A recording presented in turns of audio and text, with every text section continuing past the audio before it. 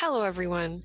Thank you so much for being here. It's a pleasure to see you here for this fifth workshop for our Megadata and Advanced Techniques series. This is the fifth session.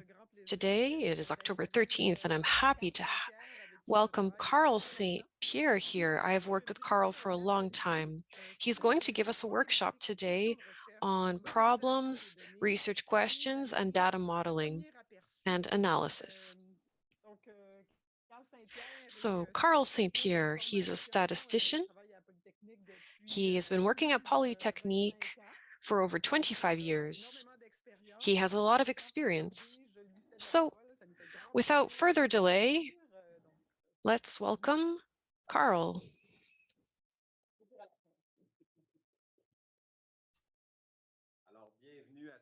Hello, everyone. Welcome. As Madame Catherine Baudry said, the goal of this workshop is to discuss the relationship between the research issue, the research question, and data. So today we'll talk about research overall. We'll talk about research design, which will allow you to link data with the research issue in question.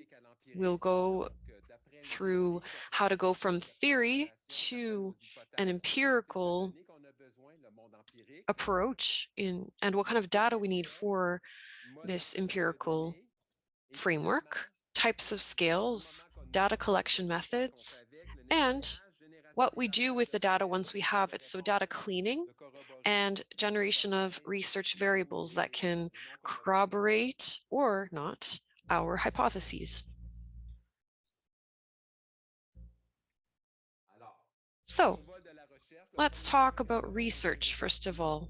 We'll just go through research in general. Research can be experimental, ex post, and theoretical, or applied. So for example, we can discuss the potential of a medication. We can have theories about it, we can have hypotheses, and check if there are relationships between various elements.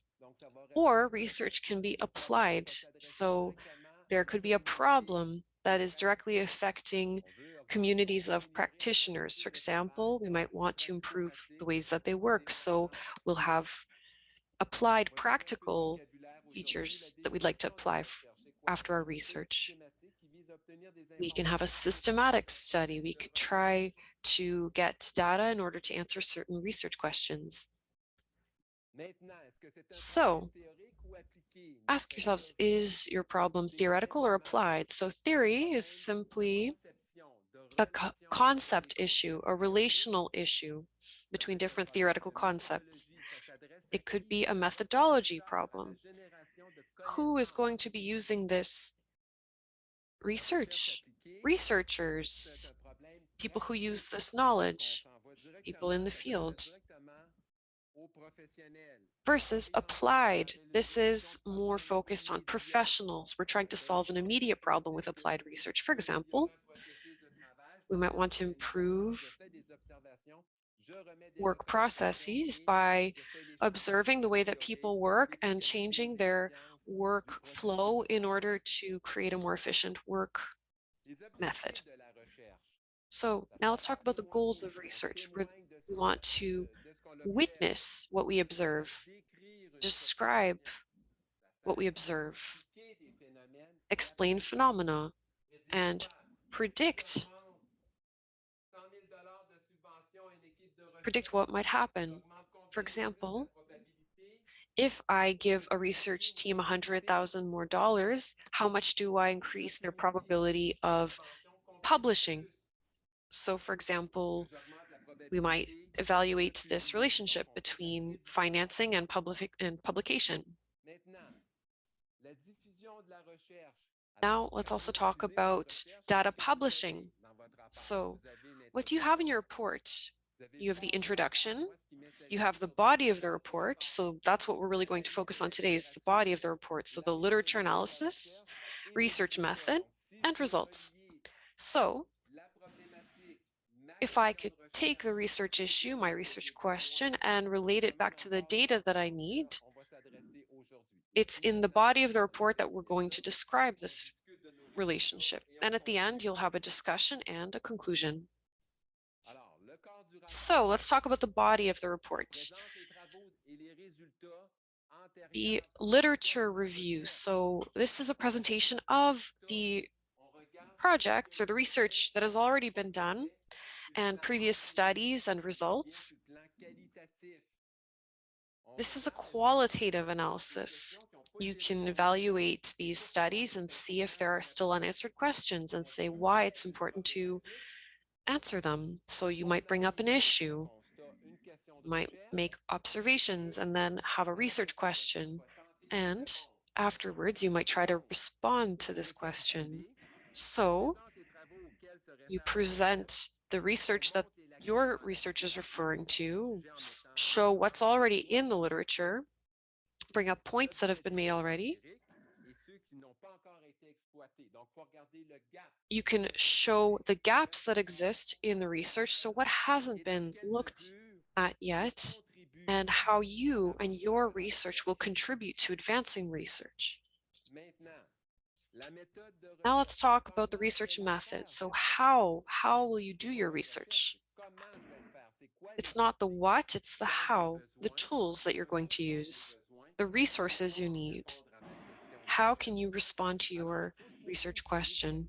So you must ask yourself a series of questions. How will the research be done? What type of research do you want to do? Exploratory, longitudinal, or sectional, causal? What do you need? Do you need to do a quantitative or qualitative study? What is my study field? For example, here, you look at how many dollars you're bringing up the budget of research project, and you're looking at the relationship between that and the theory of the probability, the likelihood of the research getting published. So your field would be a university. How was data collected? Surveys, simulations, secondary databases, experiments. What is the environment for collecting this data? Is it a lab? Is it a simulation? Is it the real world? Who are you collecting this data from? How many people do you need in your sample? How did you choose them? How were the research variables measured? How were the concepts codified? How were the research variables constructed? So those are all the questions that you need to ask yourself. These are the things we need to have in mind when we're starting a research project. Now let's talk about the results. So next, we present our results. So what we got from the database that we collected, and the results need to answer our research question. They might confirm our hypothesis or not. Regardless of whether or not you confirm your hypothesis, the results are always useful information. They always give you some sort of answer. If you don't corroborate your hypothesis, that doesn't mean that your research is bad. Maybe there was an element that I missed, and maybe we can go and observe this element in a follow-up study. Now let's talk about the research design. This is a very important point. We'll discuss how we're going to choose the type of data we need, how we collect them.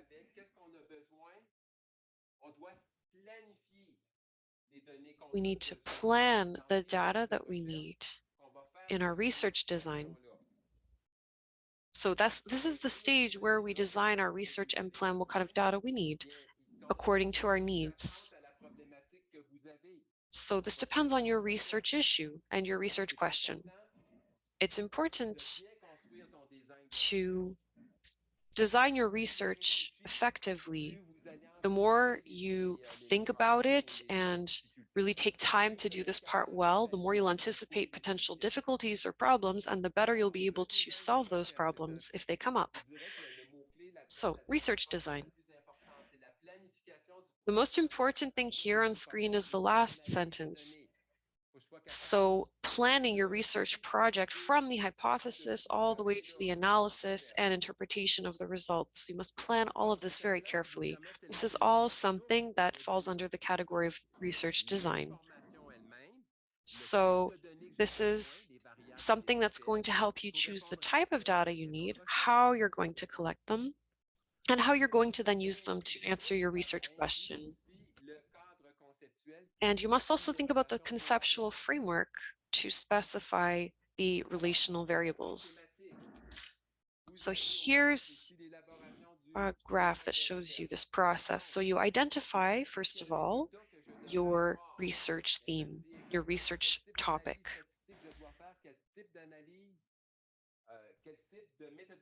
You think about what kind of methodology you need to use to answer your research question. If you know, for example, that you need to do a statistical analysis, you know the type of data you need. You need statistics. And if you don't have that data, you need to see if you can do something to get your hands on that data. Depending on the data that you need for the statistical analysis, you might ask yourself, how will I collect this data? What kind of variables am I going to have to deal with? What kind of scale are we talking about? So the research design requires you to kind of go backwards. You need to first think about the results that you need to get in the end, to then work backwards and decide on the type of data that you're going to need.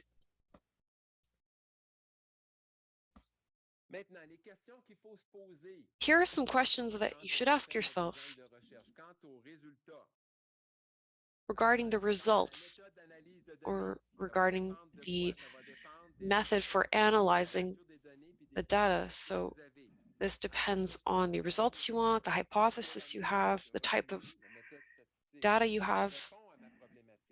You have to ask yourself, does my research method help shed light on my research issue? Will this method get you to the type of result that you're seeking? What are the conditions for using this method? What are the limits or the weaknesses of this method? Is it the best method? Are there other methods that could be used? Are there complementary methods that could give me more information and that can allow me to better understand the nature of the problem and to better interpret my results? Do I have the necessary skills to do this analysis? So those are all the different types of questions that you should be asking yourself. Now, regarding the data itself and the collection of data, you must consider several points. First of all, the nature of the data. What kind of information do I need to respond to my research issue? What type of data do I need to get? And what is the method that I will use to analyze the data? So here you see,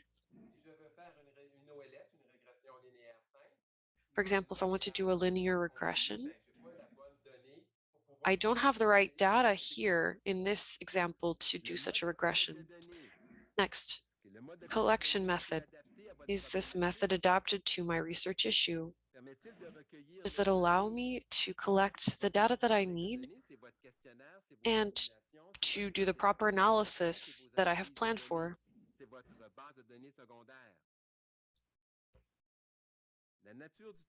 Also, the nature of the study field and the sample. Is this field appropriate for my research issue? Is the sample size sufficient? Are there any potential issues that are going to come up based on this sample that I've selected? For example, here, if I have directors and secretaries in my sample, that's not the correct population. Now, data sources. So your source is the people that are giving you the information. So here we're talking about the university professors or researchers.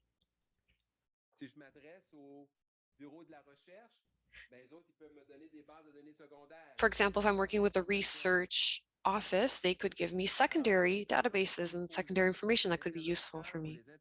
So, are my subjects able to give me all of the information that I need? If not, are there other research subjects that could give me this information? Are they the best that I could have chosen? Does the secondary data correspond with what I'm looking for? Are there other possible sources? This is often data that you don't collect yourself. There could be, for example, public data available that you could use. And sometimes that data can help you answer your research question. Is it possible to improve the data before processing them? And then there's also the questions of feasibility, so cost, the length of the process. Can you, for example, contract out part of the data collection? The interpreter apologizes, but when the speaker steps away from the mic, the sound becomes quite poor. For example, if you're going to ask contractors to interview subjects for you, you need to make sure that they understand your research question properly. Does the data collection method require special training? Do I have the necessary skills to collect this data properly? Is my field, my chosen study field, and my chosen subject accessible to me? And for how long? Am I able to, for example, go straight to the site? Am I able to interview the people I need when I need to? What are their schedules like? It's difficult to maintain a link with the study field. So you need to be well prepared. You need to be aware of all of these constraints in order to not lose that connection and better manage any problems that come up.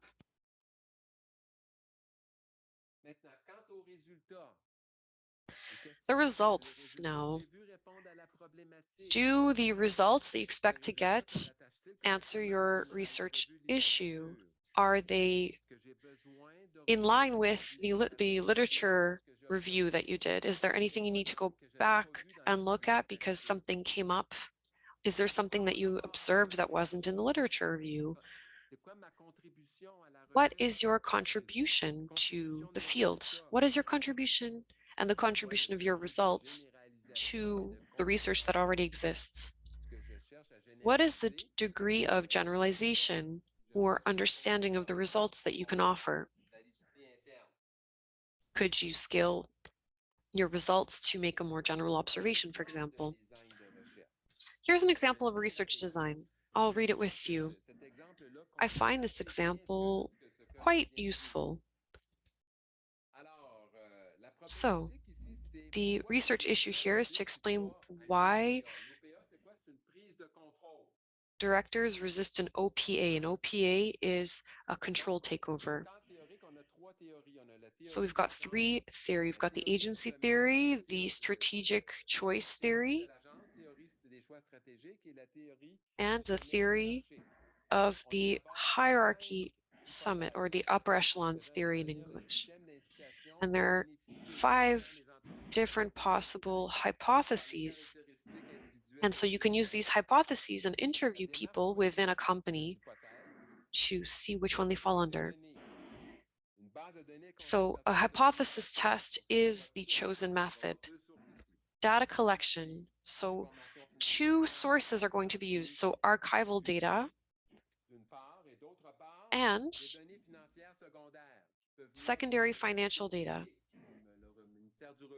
So for example, public information, such as information from the information regarding the revenue of this company from the government. De quoi? Des entreprises qui ont fait l'objet d'une OPA. Où ça? Aux États-Unis. Et à quel moment? So you might study companies that have undergone such a process in the US. So your study field is American companies that were taken over through such a process.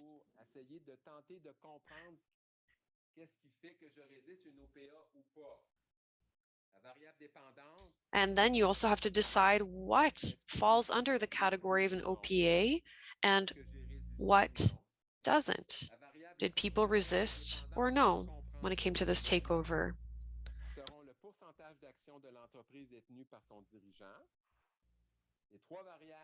You have different independent variables depending on the percentage of the actions undertaken by directors of these companies. So 3 variables related to important golden parachutes, so to speak, and 2 variables related to age of company directors and their position within the hierarchy and the position that they occupy. There could be other variables, the size of the company, its performance, the importance of, or rather the size of the takeover, financially speaking, and other variables, including, for example, the stakeholders. So what you can do is a logistical regression, and then you can test different theories within a particular application. You can look at the reaction of company directors when faced with an OPA. And your goal for this study in general might be to better understand behavior of company directors when it comes to an OPA.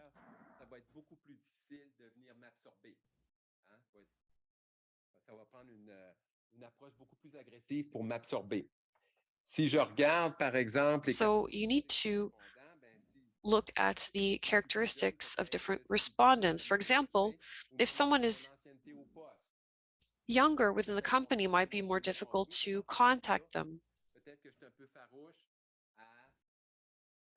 Or let's say, for example, if someone is older and has a higher position within the company, they might react a very different way than someone who's more junior within the company. So these are all kinds of human factors that might start coming up that you need to be aware of.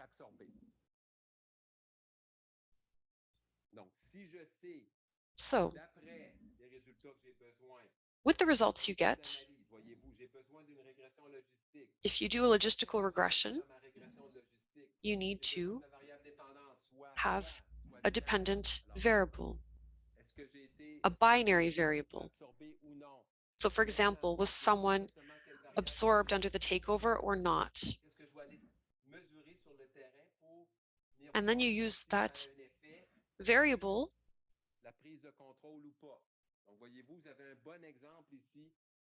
and you test out how it affects other variables when it comes to these takeovers. So that's just one example of a research design that you could use. Now let's talk about going from a theoretical to an empirical framework. So theory is really about definitions, concepts, theories. So here I've drawn a line between collaboration and innovation for this example study. And I want to look at the relationship between collaboration and innovation. So for example, the number of people working together and how this impacts innovation.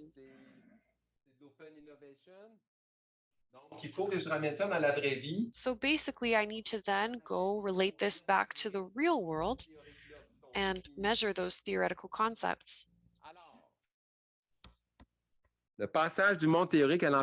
So let's talk about the empirical field. So what we're trying to do is to take concepts from literature and relate them to physical, real data from the real world to measure these concepts, these theoretical concepts. So as we just said, theory is knowledge such as concepts, models, theories, hypotheses, proposals, things like that that already exist within the literature.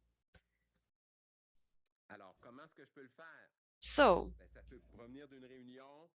you could, for example, link observations, events, archives, questionnaires, simulations, experiments. You can do a mix of, for example, surveys and experiments, secondary data, etc. So basically for empirical studies, you'll then go link those things to the theoretical world. So how do you plan out your method for measuring this data? So you can look at articles, theses, memoirs.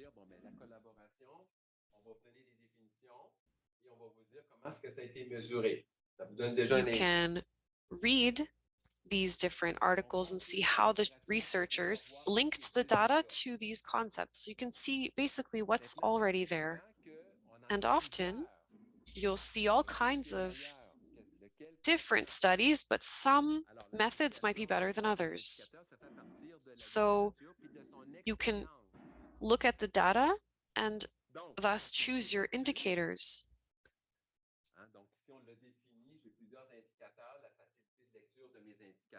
So you can look at the different studies and evaluate these studies based on, for example, how easy it is to read the studies. How readable are they? How many items do they measure? Is it easy to understand these different items? Was there a sensible use of research and measurement instruments to measure the research variables? For example, within the pharmaceutical field, a researcher chooses to use the number of companies in the sector as one factor to measure the concentration within the sector.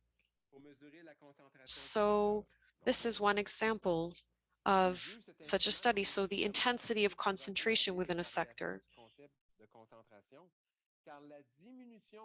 So for example, here, the reduction of the number of companies within a sector does not necessarily keep in mind the size of companies. So there could be, let's say, one very big company that leaves the sector that has a much bigger impact on the sector than if one small company leaves a sector. Let's say that a small 10-person company goes out of business versus a multinational with thousands of people goes out of business. Those are two very different scenarios with two very different impacts on the field. So this is an example of how your research variable might not be sensitive to certain types of information or aspects. We need to be aware of these kinds of limitations. Now let's talk about the scale and data collection method.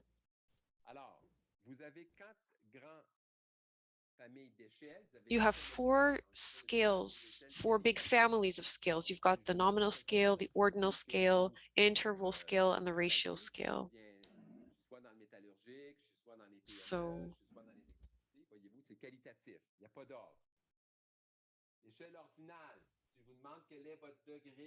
the nominal scale is simply a categorization scale. So what sector are you working on?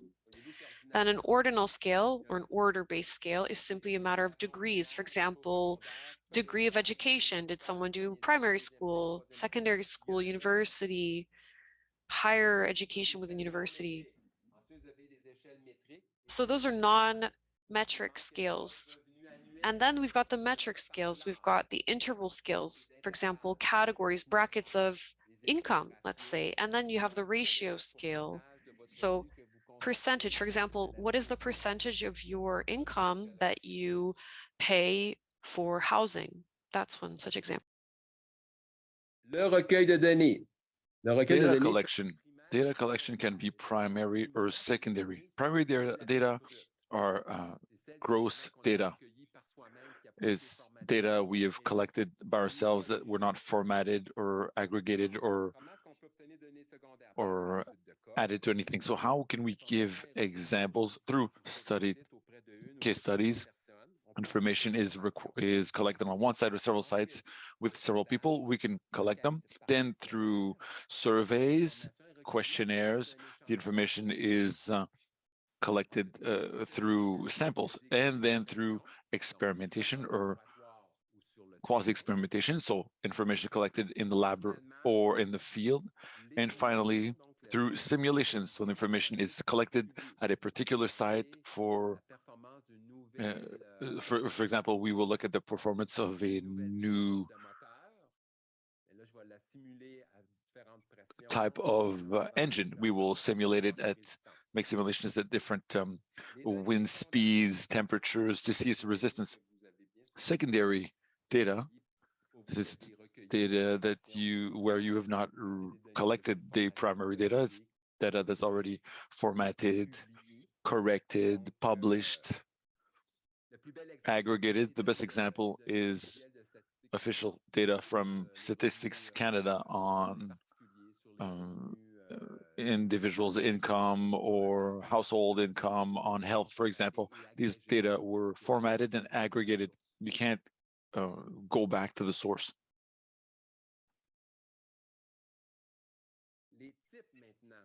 Now, the types of questions you may have, types of measurements. So open questions, open-ended questions. For example, what are the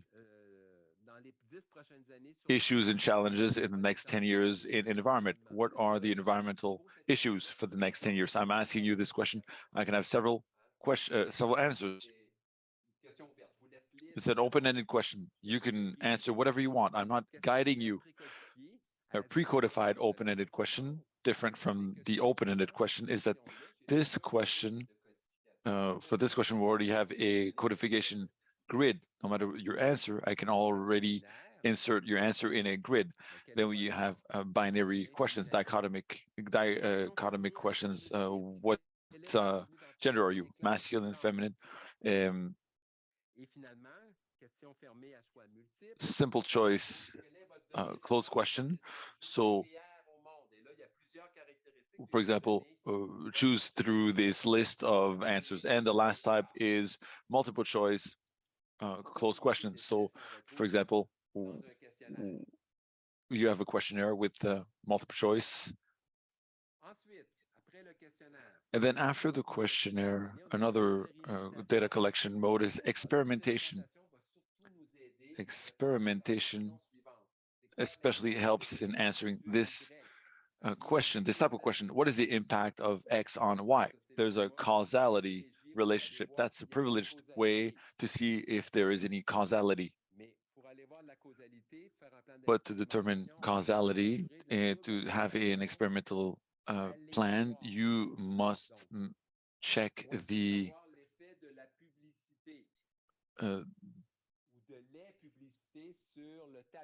double random assignment. So, you must check double random assignment. So in the first step, individuals are randomly assigned to different groups or experimental groups. These are the experimental units. You have 10 subjects or 9 subjects. So in a random way, you will assign the control group. So randomly, the first stimulus is the control group. So you choose randomly 3 people who will have this stimulus. Then you have 2 advertisements. One shows a person in the hospital on the verge of dying, and another advertisement showing that it's not trendy anymore to smoke. So randomly, we'll analyze the remaining subjects with both stimuli. So you have a double random stimulation. So why do we do that? We want to make sure that the causality relationship will not be influenced by external variables, parasite variables that could have an impact on this relationship. And then the conclusion will be, is there an impact, yes or no?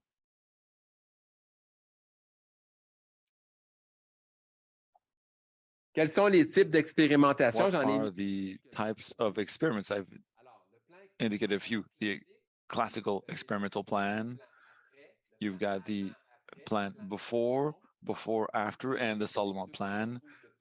statistical plans are the most frequent ones. Complete plan, the random block plan, the split plot plan, factorial fraction plan, and finally you have quasi-experimental plans where you cannot guarantee double random experimentation, and you have the temporal series plans and cohort studies. Finally, data cleaning and generation of search variables. Well, as soon as we have our data, we want to make sure that the data is of good quality, because there might be suspect values. Some values may seem strange because did the respondent get tired and then not answer accurately at the end of the questionnaire. So we need to clean the data through questionnaires, through other means. We control the information. Oftentimes I look at a database and I follow the respondent and the observation. I'm asking myself if it makes sense, not just because I might be looking for an error, but also because I'm trying to understand the database. When I look at this physically, it helps me to understand it, not just to correct it.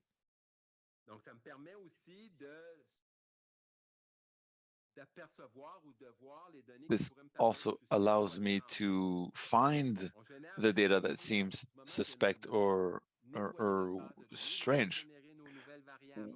When we clean the database, we take our new variables. We create variables to answer this. We need to make sure that the new variables respect the use conditions. That's important.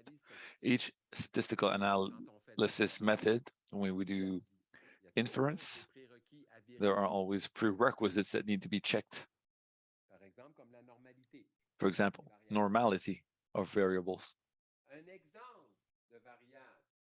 An example of variables at the beginning, we have the strategic efficiency concept, which is well defined.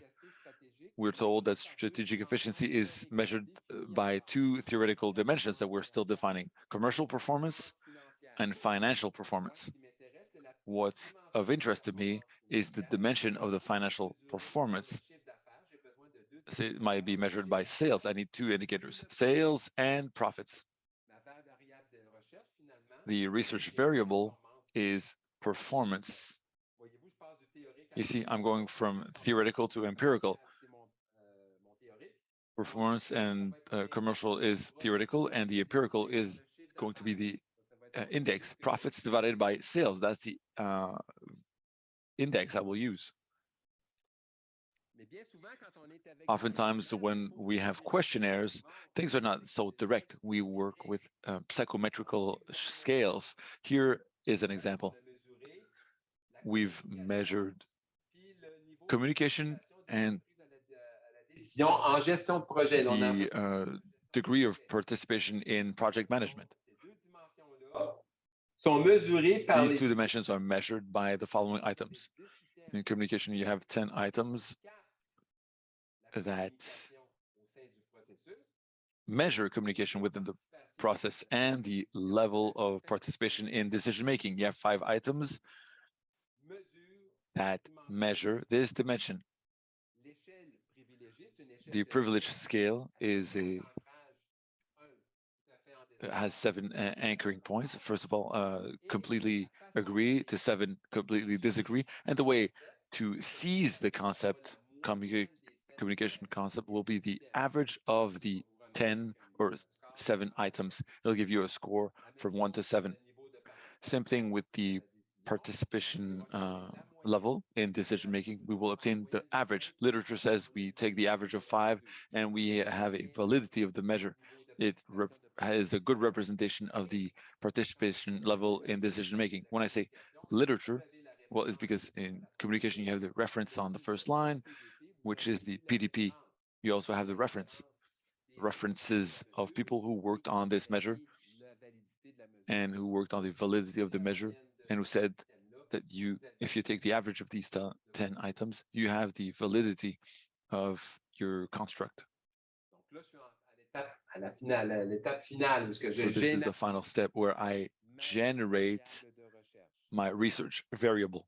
Alors, la conclusion, So the conclusion is pour that relier to problématique, relate question de recherche, problematic to the research question to the data, what do we need to do? littérature, on regarde qu'est-ce qui In a literature review, a été fait, we look at what was done, what was not done on the empirical standpoint, theoretical standpoint, et là, on se dit, bon, bien écoutez, and then we say, okay, moi, je pense que ce problème-là, I believe this problem is important. I explain why it's important. Why is it important to answer j'arrive à ma question de recherche, that problem? I come up with a research question. j'ai mes hypothèses, I have my assumptions, hypotheses that draw relationships between various concepts and dimensions. And what do I need to check that? I can't just stay there. I need to produce my assumptions. I need data. The data I need can be collected by several ways. What do I need? I need a scale, how to collect the data, with whom, how much, and how many. I need my research design. So as you see, it's important to draw the relationship between the research question and the data we need. And that happens in your research design. You need to draw a relationship between both. You need to link both. Are there any questions?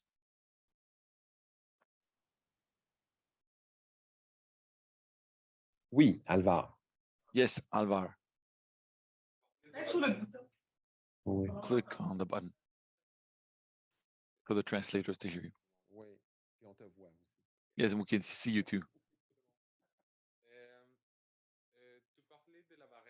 You talked about the control variable.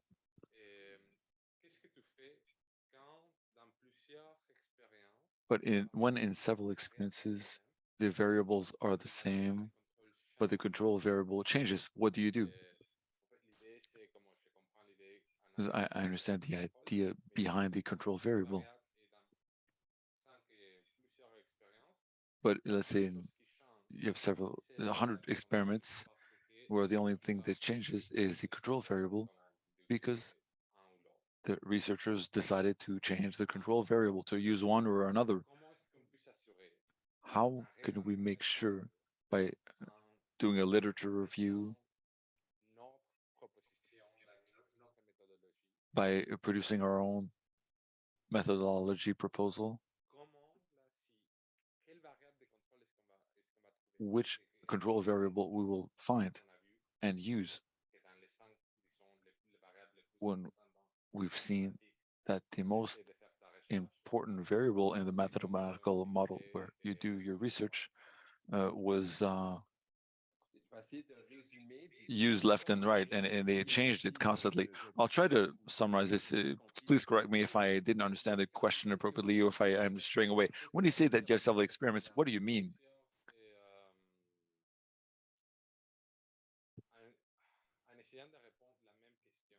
By trying to answer the same question on a type of topic, different researchers took the same variables and each of them used a different control variable. I would say that oftentimes it depends how you collect the data. If you collect the data through questionnaires, you need to use your own judgment. And oftentimes I tell students, you have a whole range in literature. There's a lot of information in literature. So we'll try to obtain consensus through literature. Which one is the most used? And why did some researchers add control variables? Maybe they were in a very specific context and they had to use this, change the control variable. So we need to get back to our own context to see which ones can have an impact on the system, on the research, or on the research question. That's where you will make your choice. Otherwise, if you have a doubt and you think they're all correct, maybe you want to obtain these various information points and integrate them in your statistical analyses. If they're not significant, they're not. significant, but you also should always keep in mind that your control variable, about your control variable, is that in literature, we can agree to say that the, the, the business fleet has an impact because all businesses don't have the same resources. Some have more income, more human capital, more money, etc. So that will have an impact on the system in which we want to make our test. So if somebody says uh, the sector, well, the sector can have an impact, and this researcher, the first one, is not taking into account of the sector. But nothing prevents me from collecting data from both of these. So I'm saying that we base ourselves on literature, on the context in which we are, and then we make a choice. If, unfortunately, at the end of the line, you've collected your data and you think this through afterwards and you realize you should have collected some data, well, you're limiting your research. It's unfortunate, but that's the way it is. That's why it's important to do a research design exercise. In the design, you've already done your literature review. You know what your control variables are, and you'll make a choice. But the control variables you will use are not always usable on the statistical plan. On the statistical scene, you might lose one or two. Sorry to interrupt you. If you've, Alvar, could you turn off your mic so that the camera is back on the teacher? Is this clearer? Yes, it's a researcher's choice. Don't forget that control variables you use are a researcher's choice according to the problem you have.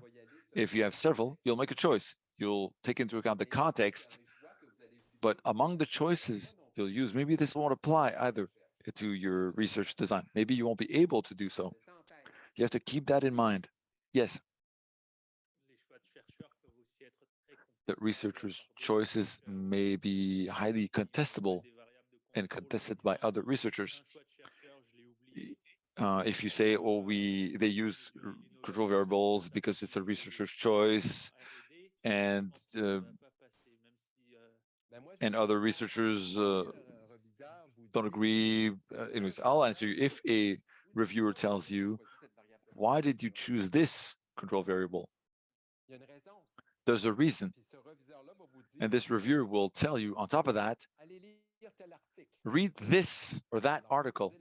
So you need to wonder, did you do an exhaustive, complete literature review? You need to do your homework as a researcher. Moving from theoretical to empirical is not just collecting data, it's also upstream to do a thorough literature review. So you then position yourself versus the paradigm or the thought school, the school of thought. Yes. I have a question. To distinguish variables of interest and variables, control variables, to maintain this conversation, if a variable in another study is an explicative variable of interest on which there are assumptions or hypotheses, and in our article, we have a completely different hypotheses on other variables. The explicative variable in one article may become a control variable in our article because we already demonstrated there was a relationship between this other variable and the variable of interest. This is my question. Should we not continue producing a hypotheses on variables that were used in other studies?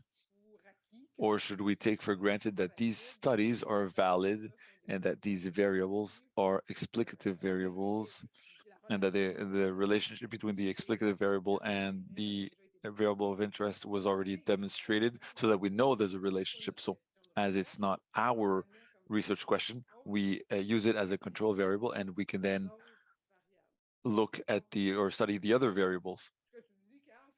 So what you're telling us, Carl, is that we need to go around the whole literature to see all relationships existing between explicative variables, possible explicative variables that were already studied, and the variable of interest. And as it's not our research question, we use them as control variables in a way, right? You can use them as control variables. But to answer your question, Catherine, I'll go much further. Your variable of interest that you want to use as a control variable, in research, there's a type of study where we do a literature review and we do a count. I don't remember. It's a meta-analysis.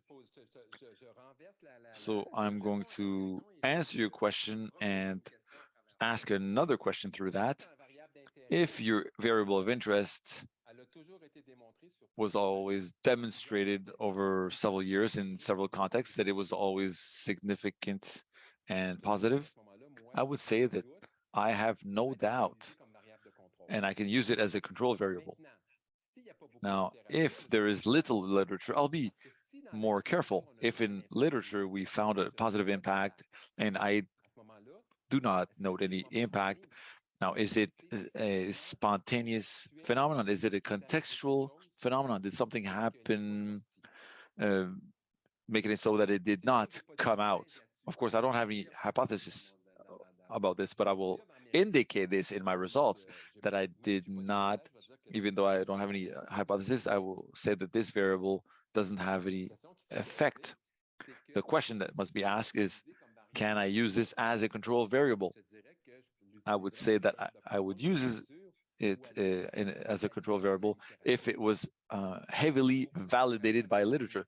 So I'm supported by a lot of literature, which allows me not to produce any hypothesis on this.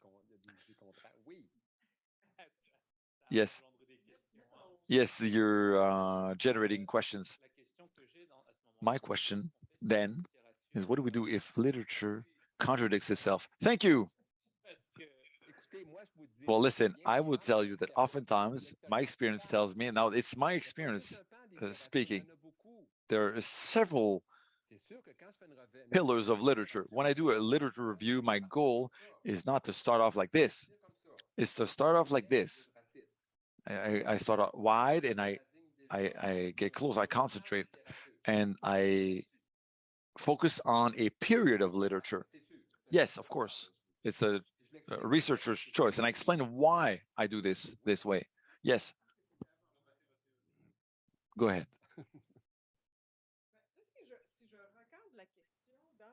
If I read the question in the demystified context of megadata, and session one, we had three major data categories: quantitative, qualitative, and data from the web, in a context where we collect new variables. We use new variables coming from the web, so new indicators that we've seen in the previous weeks. These are new measures, new indicators. There isn't necessarily any literature on them. So in this context, could we truly have variables, so-called control variables, if we only collect variables coming from the web? Would the recommendation be to have some of them coming from traditional data, whether they're qualitative or quantitative, and have hypotheses on the new measures we want to test from the web? But we would still have control variables, because if my understanding is correct, these new measures that were not validated in literature yet, not a lot of articles use these data. These data could not act as control variables.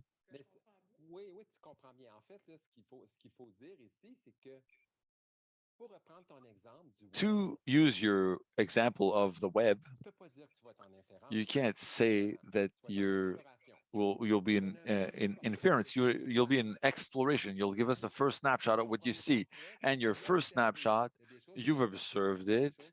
There are things you will observe and things you will not observe. Doesn't mean that the next year you will observe the same phenomenon. So when you do exploration, you do a first draft, a first view of what you observe, that's the first point. The second point, to answer your comment, if I want to control through variables coming from literature, what is my objective here? Is my objective to do inference and show what is significant, or is it to show that web variables explain so much more than other variables observed that come from literature? I'm not in inference mode anymore. Now I want to see what my percentage explained is versus what we had in the past. So my theoretical model says that I'm explaining 40%, and I take the same theoretical model, I add web variables, and I explain 60%. That means my contribution is 20%. Is that good? Yes. If I've got 20%, 40%, and I explain 45%, I've got 25% more. I'll take an example that an old statistician professor gave me. When I do this, if in my prediction I have 5% more, but I obtain $5 or $15,000 more, it might not be different from the old model, but I still have $15,000 more. So the approach is not the same. I've got an inference-based approach here, and on the other side, I've got an approach where I want to see the contribution. How much more am I obtaining? Yes.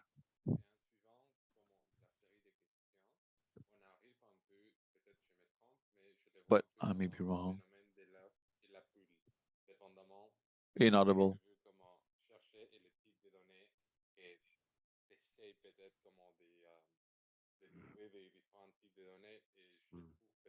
Inaudible to the interpreter. The speakers have to speak in the microphone.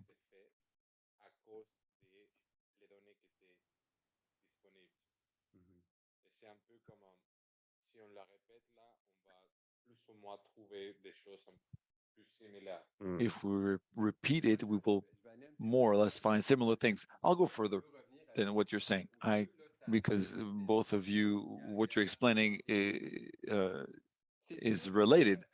Of course, I'm an expert in my field. I'm an expert in the field where I work. And I say, this is what literature says. I will go further because as I know the context, I know the field, I know that there are other things that have an impact and an influence. Catherine talked about web-based variables. Other things have an influence. So it's completely legitimate to ask if web variables are complementary or if the variables that were measured by theory are the same. What gives us most information? That's one case. And the other case where I'm an expert in my field and I don't have this information source, I go to the field, I do a qualitative study to understand. I'm not trying to generalize here. I'm trying to understand. I go to the field, I consult experts, and I ask them to explain to me what's important to them. What do they really do? There are things that come out that literature had not given us because this is not static. When I do a theoretical research, it's not static. So there might be other phenomena that are materializing. And this brings me to, when we talk about demystifying, it means that with the scales, we start from theory because that's known. But as a researcher, sometimes the scales are little known and we need to build the scales. When we want to build them, we need to go to the field. We need to be on the floor, look at the context, consult people, and then build this because I will obtain information from these people. I need to do a qualitative research. I'll create indicators, I'll work on their reliability, and then I'll come up with an index. That's something else. That's the problem of measurement. How do we need to measure this? C'est pas juste à partir de la théorie. Des fois, comme vous dites toutes les deux, ça peut arriver où est-ce que je dois aller retourner dans le contexte. Sometimes I might have to go back into the context and see if anything has changed. Has anything new come up? For example, with technology, imagine I'm doing a study on IT. Just think of all the changes that have happened in the last 10 years, for example. Things have totally changed, so I would have to go back and look at the context again. This might add data. I hope that answers your question. Other questions?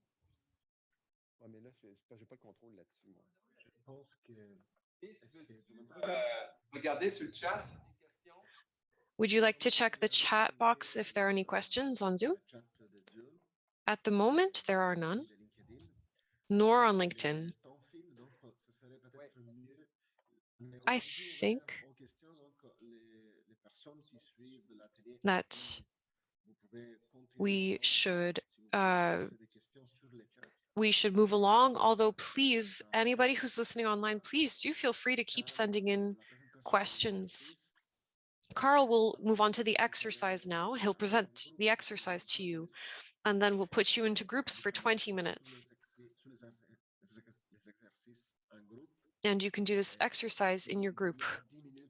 And then we'll have 10 minutes at the end to discuss the exercise together with all of you and with Carl. So Carl, please go ahead and present the exercise now, but please do submit your questions in the meantime if you have any. Carl. Okay, so the second element of the workshop today is to put what I've said into practice. I've given you lots of information, and what I'd like to do is validate your understanding of it.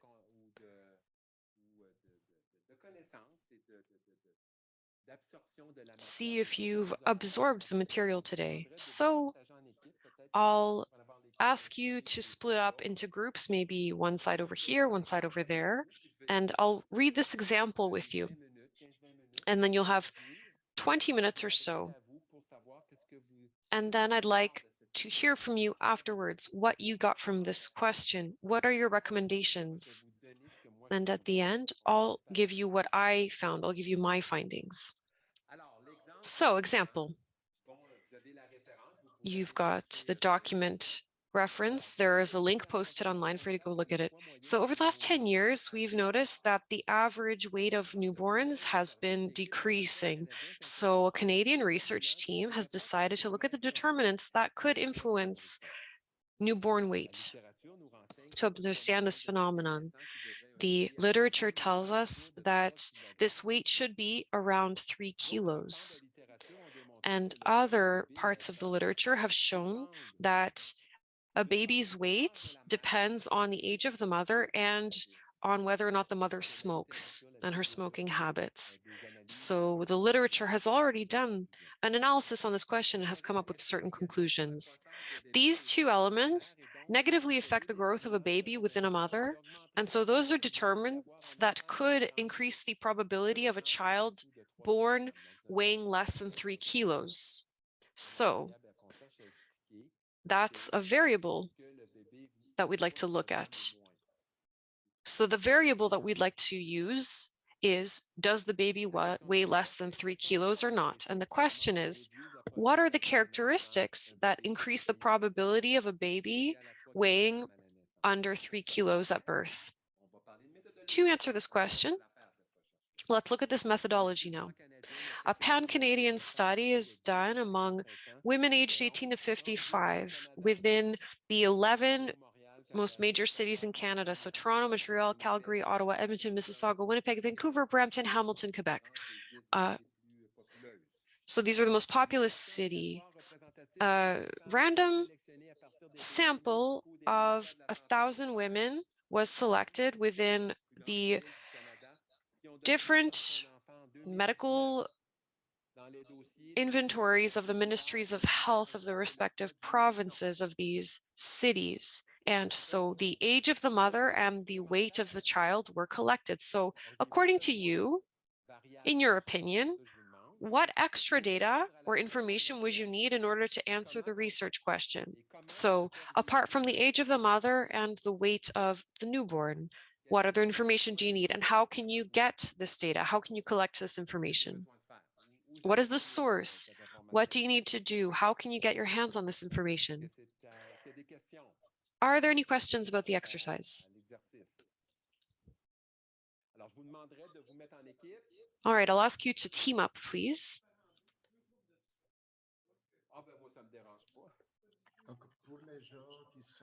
For people listening online, I'll create breakout rooms of 4 or 5 people. And in the chat of the Zoom call, you can go download the document that Martin has been referencing. So please go download the document in the chat box. So I'm addressing all the teams. Is there a team that would like to give indications about the variables, the scales, and where I can find the information?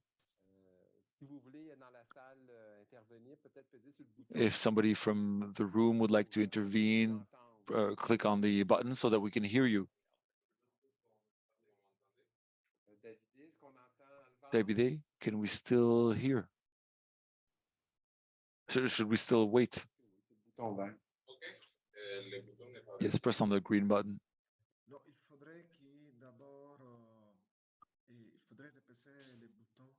You need to press the button. Which button is it?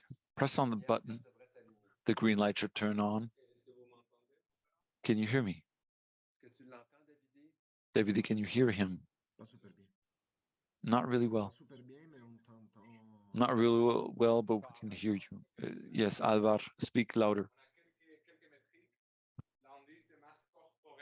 We have a few metrics. We're using body mass, the weight, body weight.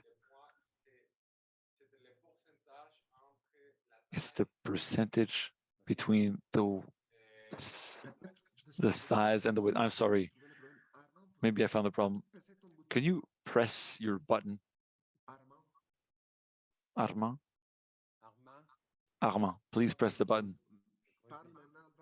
Now speak towards the microphone. It's working now. Not really well, but the camera moved. Go ahead. So the first variable is the body mass index. Please speak into your microphone. Is this better, Davide? That's good, thank you. So the first variable is the body mass index. It's a relationship between the size and the weight. We used a scale, a 1, 2, 3, 4, 5 scale, depending on the ratio, and the source is Health Canada. That's excellent. Now, on a scale of 1 to 5, why did you use that scale? If Health Canada gives you information, why do you not simply take the size, the height of people, and then we take their height, we weigh them? So is it a variable that's greater than 1 to 5? Yes. So why? Because we have the data, first of all. We already have the data. If we only take the body mass index, they will give us, indicate in which category they fall. And 1 to 5, how does that vary? 5 is very overweight, if my memory is appropriate, obese, overweight, normal.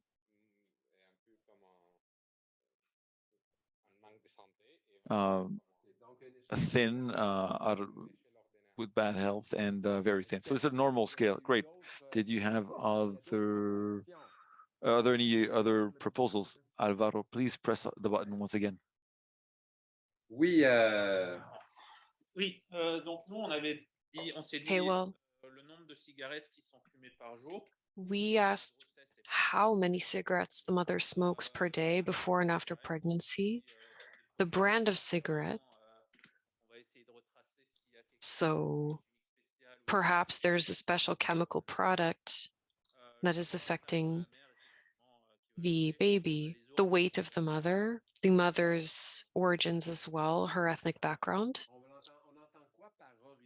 What do you mean by origins of the mother or background? So the genetic components is what we're talking about. Is there a genetic component at play here? Does she come from a certain area, a certain region of the world, and does this impact this phenomenon? Income as well.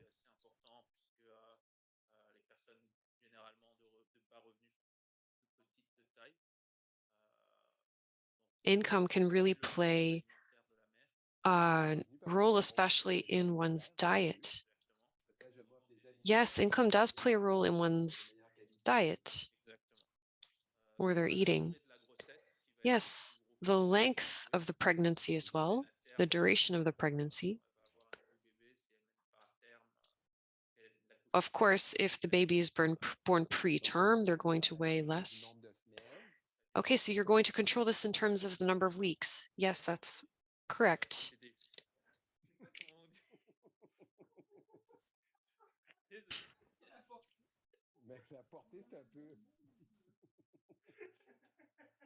Yes, how long the mother carried the baby. This will affect the baby's weight. The baby's sex. Because boys might be bigger than girls when they're born. Where the mother lives. We know there might be local chemical product contamination within her environment. This might be something interesting to look at. Yes, the environmental contaminants, that's an interesting factor. For example, if I live in Val d'Or beside a mine, am I more likely to have an underweight child? Yes. And the interpreter apologizes, the final part was completely inaudible. So within this questionnaire, what do you find? Inaudible. We thought about doing the number of cigarettes the person smokes. And are there any other things that you could look at? Sorry, Armand, could you repeat what you said? Says David. Tatiana also seems to want to participate, perhaps.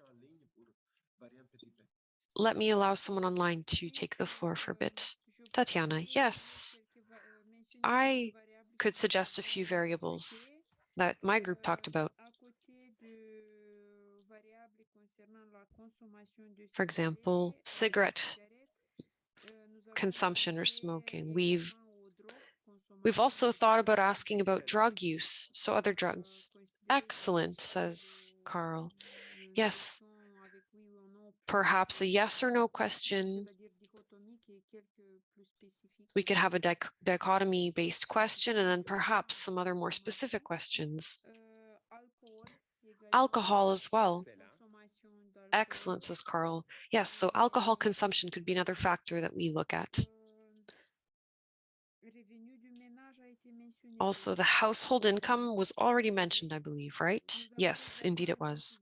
Also, we consider the mother's ethnic origins.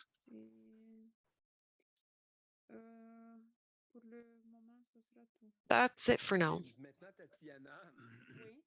Tatiana, this information that you've just proposed to us, how will you get this information? Who will you get it from? How will you collect this data? Will you use a questionnaire? Tatiana, we talked about questionnaires. Carl, excellent. Tatiana, yes, and also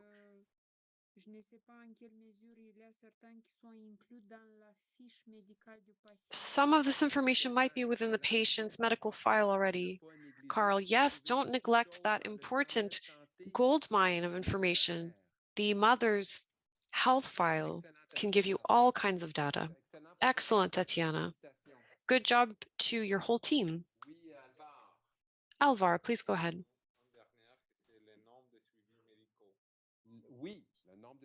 The number of medical appointments. Yes, that's true. That could be found in the medical file as well.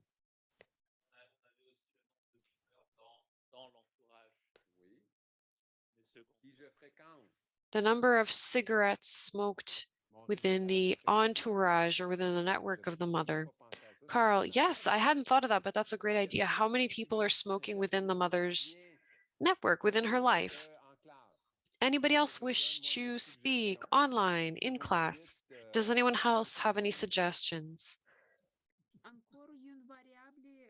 Tatiana, another variable that we discussed was the type of medical treatment received by the mother. So I don't really know how things happen in Canada, but there is some variability in terms of medical insurance, for example.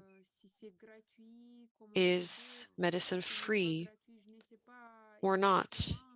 I don't really know how the Canadian system works, but perhaps the type of insurance that the mother has and the type of medical care that she has during her pregnancy, and not only during her pregnancy. Carl, yes. Does the person have medical insurance or not? And if the mother has health issues that come up, is it easy for her to go get help or not? If I have a very low income, I might just put up with certain issues and not go get them treated. And this could have an impact, of course. Great. Any other suggestions? Alvar. Mental health is something we discussed. But we hesitated when it came to the how. How do we get this information? And this is quite delicate information. Yes, you wanted to see if there's a relationship between the mental health of the mother and the weight of the baby. There could be something in the literature. Also, medication that the mother might be taking, yes. Carl, I will tell you now what I found, what I had come up with for this exercise. You may agree with me or you may not. And I'll ask you if you agree or not. And if you disagree, please tell me why you disagree.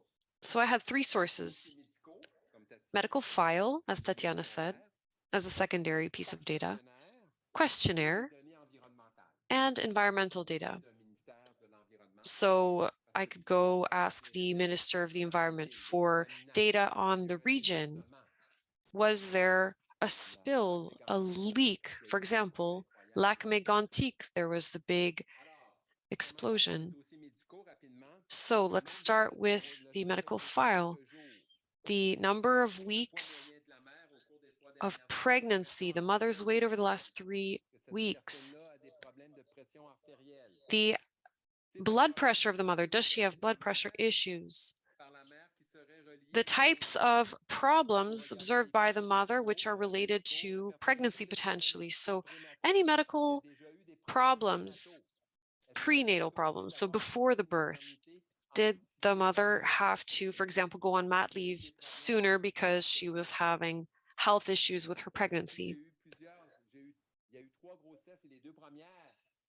So for example, if a person had 3 pregnancies, if this is a person's 3rd pregnancy rather, and the first 2 pregnancies were difficult, it might be anticipated that the 3rd pregnancy will be difficult.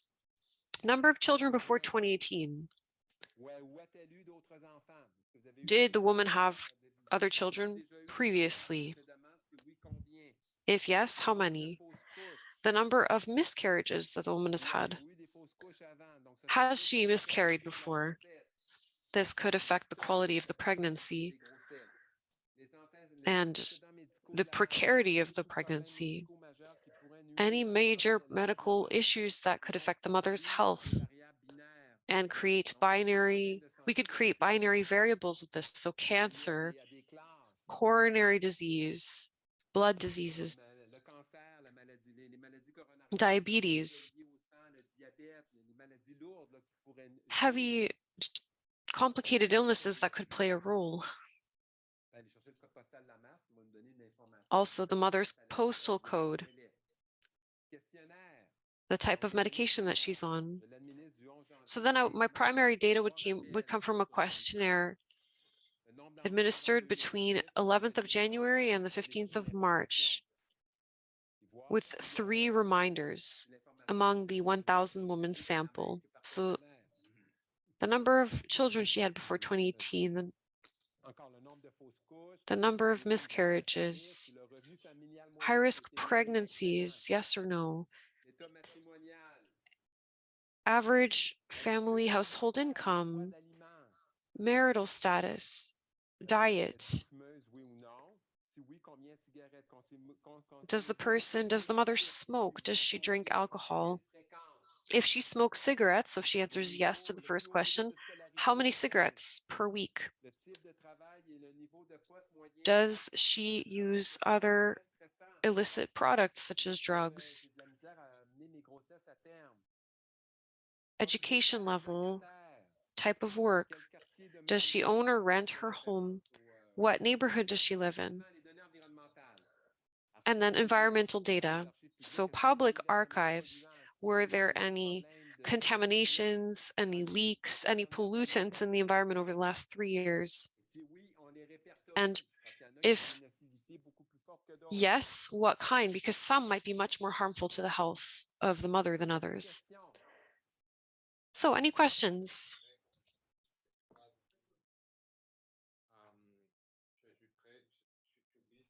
The interpreter apologizes, but the question is inaudible.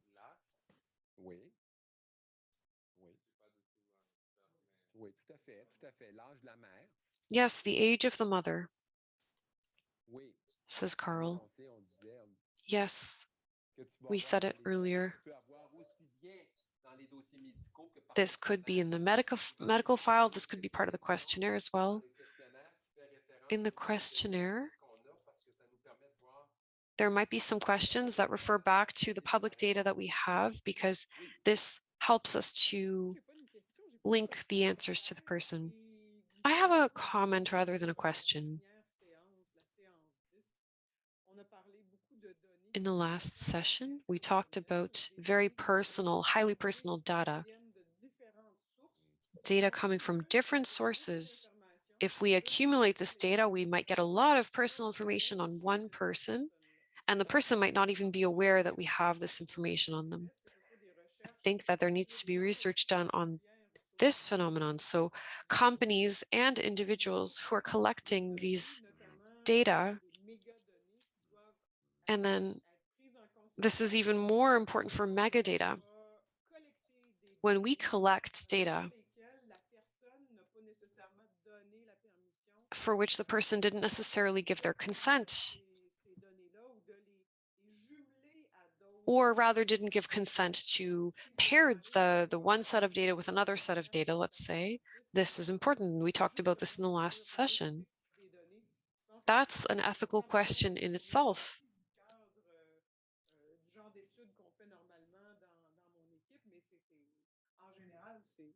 This isn't really the type of research I normally do with my team, but I think this would be an interesting question to research, this ethical question. If I use public data and I also use a questionnaire and I put the information together,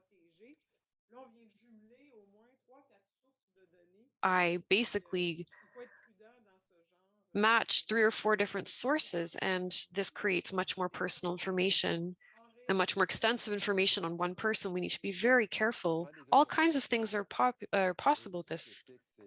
Yes, ethics are very important, and security is very important as well. As soon as you get this information into your own hands, you need to be very careful with managing it and keeping it secure. This is essential. I gave you all kinds of sources as examples here today, but this doesn't mean that you'll have access to all those sources. There could be all kinds of barriers. One thing that I always ask myself is, do we have the right to use these online aggregators of data that collect data on people online? You can basically identify someone based on 3 Amazon purchases, right? You can know a lot about them based on 3 Amazon purchases, their income, for example. Yes, that's another ethical question. Companies that collect information need to make sure that it's secure and ethically stored. If you go to StatsCan, no data, it's airtight. Everything is filtered. No data is getting out of there. So with medical files, maybe it's the same process. The last session on ethics and security was very important for that very reason. So great point, Catherine. Davide, je te laisse la parole pour le mot de la fin. Moi, je pense que c'était une très belle séance. I think this was a great session. People participated. There was a knowledge transfer, that's clear. I'm very satisfied. And yes, the last session will be on December 8th. In the chat, we posted a link to that session. And otherwise, I have nothing else to add. So let's meet again on October 29th for session 6. I'd like to thank our colleague for being here today. And have a nice day, everyone. Thank you all.